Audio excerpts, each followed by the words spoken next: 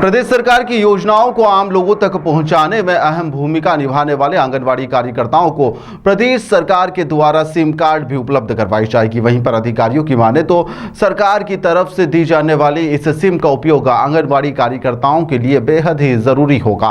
वहीं पर इस सिम के माध्यम से ही अधिकारी कार्यकर्ताओं से काम की जानकारी लेंगे। वहीं पर इसके साथ ही कार्यकर्ताओं को फील्ड या फिर अन्य योजनाओं की जानकारी भी इस ऐप पर अपलोड करने के लिए शासकीय सिम का ही उपयोग करना होगा। वहीं पर अधिकारियों की माने तो आंगनवाड़ी कार्यकर्ताओं को सरकार के द्वारा मोबाइल पूर्व में दिए गए थे और अब इन्हें सिम भी दी जा रही है ताकि शासन के काम के लिए इन्हें अपने निजी सिम का इस्तेमाल ना करना पड़े और जल्द ही प्रशासन के द्वारा आंगनवाड़ी कार्यकर्ताओं को सिम दे दी जाएगी। क्या कुछ प्लानिंग कर रहे हैं हम?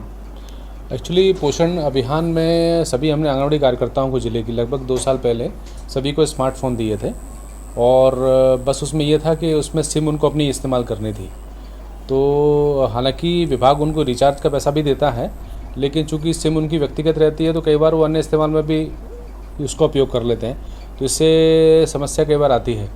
तो फिलहाल ये हमने ये ऐसा हमारे संज्ञान में आया है कि शायद ऊपरी स्तर पर ऐसी कुछ कार्रवाई चल रही है कि इन कार्यकर्ता बहनों को, सहायिका बहनों को जो है एक विभाग पृथक से सिम देगा। तो यदि ऐसा होता है तो ये बहुत अच्छा होगा। जो सभी के पास एक शासकीय सिम रहेगी तो कम्युनिकेशन बढ़ेगा और हमारी जो सूचना का आदान प्रदान है वो और अच्छे से हो पाएगा।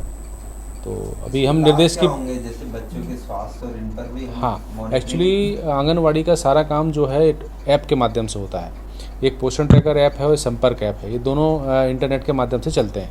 तो सिम का होना तो अनिवार्य है और एक शासकीय सिम होने से ये है कि इसका इस्तेमाल अन्यत्र इसका वर्जित हो जाएगा।